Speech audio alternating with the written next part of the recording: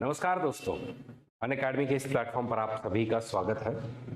दोस्तों, हाल ही में नीति आयोग नाराज हो गया है भारत से ही। इंडियन गवर्नमेंट से, इंडियन लोगों से नीति आयोग ने एक नाराजगी जाहिर की है। और वो क्या है? वो है चाइना प्लस वन को लेकर के अपनाई गई रणनीति।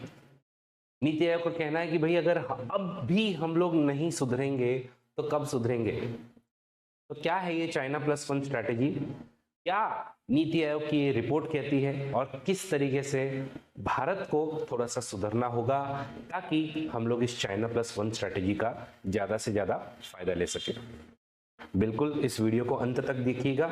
ये वीडियो लिटरली 5 मिनट के अंदर हम खत्म करेंगे, जिससे अब से एक ऐसी नई सीरीज हम लोग शुरू कर सके जिसमें 5 मिनट के अंदर में आपको अलग अलग कंसेप्ट हम लोग सिखा सके। तो दोस्तों, समझ के लेंगे 2+1 पॉलिसी क्या है चाइना की। बट उससे पहले अनअकैडमी के कुछ प्रमोशनल ऑफर्स की मैं बात करना चाहता हूं। अनअकैडमी आप सबके लिए लेकर के आया है इस साल का अंतिम अनअकैडमी सिविल सर्विसेज चैंपियनशिप। इसके बाद में हम लोग सीधा अगले साल में मिलेंगे। कब हो रहा है सर? 29 को संडे है, ताकि जो कॉलेज गोइंग स्टूडेंट्स हैं या जो वर्किंग प्रोफेशनल्स हैं उन लोग भी इवन इस टेस्ट को अपीयर कर पाए सुबह 11 बजे। अगर आप इसको मिस कर गए तो शाम को 5 बजे एक और हमारी अनअकैडमी सिविल सर्विसेज चैंपियनशिप की टेस्ट होगी। तो दोनों में से आप किसी भी एक टेस्ट के लिए डेफिनेटली अपीयर कर सकते हो। सर, अगर मैंने टेस्ट अपीयर की तो मुझे क्या मिलेगा? देखिए, छोटे मोटे गिफ्ट तो है ही, जैसे कि मैकबुक हो गया, आईपैड हो गया, मोबाइल हो गया, गिफ्ट वाउचर्स हो गए। बट इन सब में अनअकैडमी की ही 90% तक की आपको स्कॉलरशिप मिल जाएगी। आम के आम, गुठलियों के दाम। एक, अपने प्रिपरेशन की टेस्टिंग हो जाएगी, और दूसरा, आप लोग 90% तक की स्कॉलरशिप भी अवेल कर पाओगे। इससे अच्छा ऑफर और क्या ही हो सकता है। तो डेफिनेटली इस ऑफर का, अनअकैडमी सिविल सर्विसेज चैंपियनशिप के ऑफर का लाभ लीजिएगा। बाकी अगर मैं आपको बताऊं तो हमारे और भी अलग अलग बैचेस जो हैं वो शुरू हो गए हैं। अगर आप लोग हिंदी मीडियम में प्रिपेयर करना चाहते हो, शिखर 2026 शुरू हो चुका है।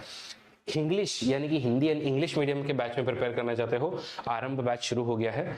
And last but not least, ignite batch, जो कि कंप्लीटली इंग्लिश वालों के लिए। तो हम लोग सभी रेंज के स्टूडेंट्स को केटर करते हैं।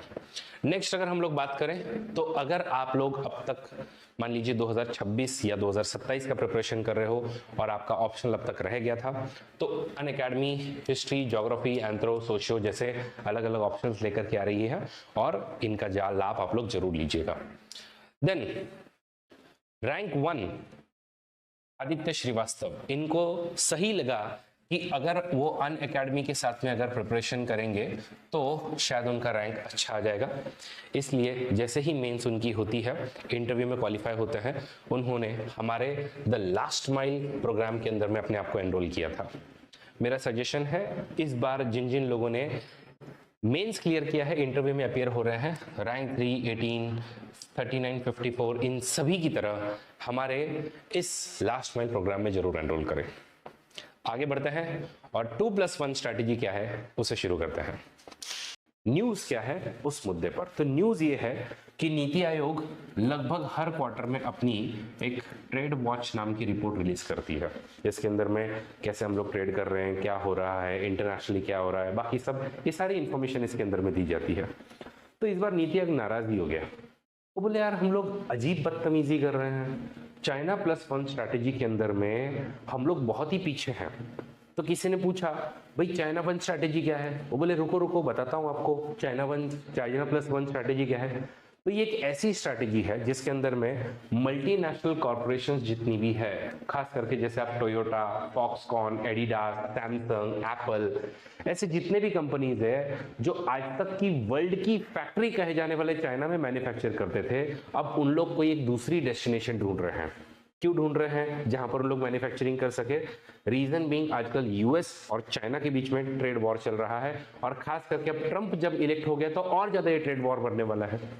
चाइना ने किस तरीके से कोविड के समय में इनकी सप्लाई चेन पावर को मिसयूज किया।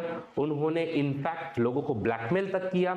ऑस्ट्रेलिया को बोला हम तुमको माल नहीं देंगे, बदतमीजी की जायंट कैंगारू, और यूएस के तलवे चाटता है वगैरह, इस तरीके की बातें की।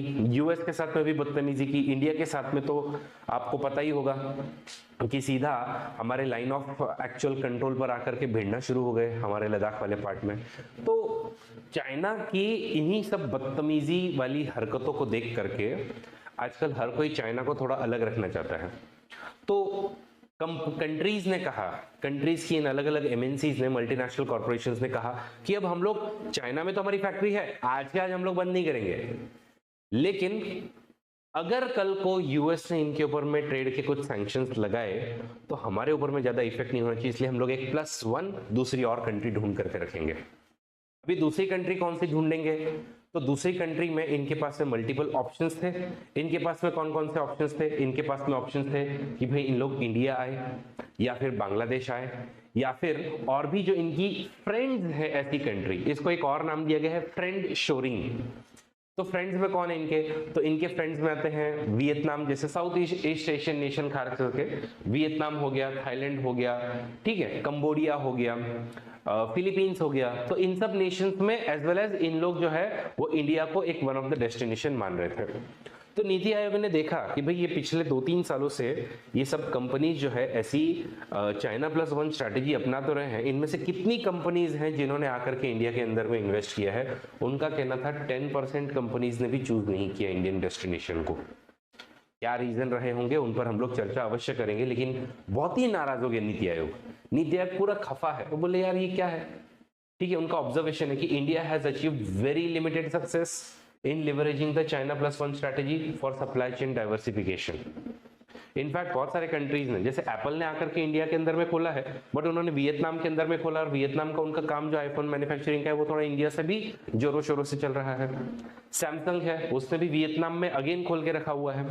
देन आप लोग अगर टोयोटा मोटर्स की बात करें तो इंडोनेशिया एंड थाईलैंड जैसे डेस्टिनेशन ढूंढे हैं। फॉक्सकॉन की बात करें तो अगेन उन्होंने इंडिया को ढूंढा है। एडिडास है तो वो इंडोनेशिया एंड वियतनाम गए हैं, लेकिन मेजरली जितने भी बेनिफिट्स गए हुए हैं वो सारा का सारा साउथ ईस्ट एशियन के पास में गए हैं। तो फिर क्यों इंडिया जो है वो इसमें लिमिटेड सक्सेस पा पाया है? उसके पीछे नीति आयोग ने थोड़े से रीजंस फाइंड आउट किए। रीजंस फाइंड आउट करने के बाद में उन्होंने कहा कि साउथ ईस्ट एशियन नेशन जो है वो ज्यादा प्रोडक्टिव है, उनके यहाँ पे चीप लेबर है। इनफैक्ट इंडिया का लेबर महंगा है। बोले अच्छा, लेबर तो महंगा है ही है, लेकिन रेगुलेशंस इतने, करप्शन इतना कि कोई दूसरी कंपनी अगर आकर के इंडिया के अंदर में इन्वेस्ट करना चाहती तो वो कर ही नहीं सकते हैं। तो इन लोग बोले भाई हम तो इंडिया को हाथ जोड़ते हैं और हम लोग इंडिया से दूर ही रहेंगे। दूसरी चीज थी कि when it comes to free trade agreement, India ने कोई भी फ्री ट्रेड एग्रीमेंट ढंग से साइन नहीं किए हुए हैं और उनको प्रॉब्लम आती है।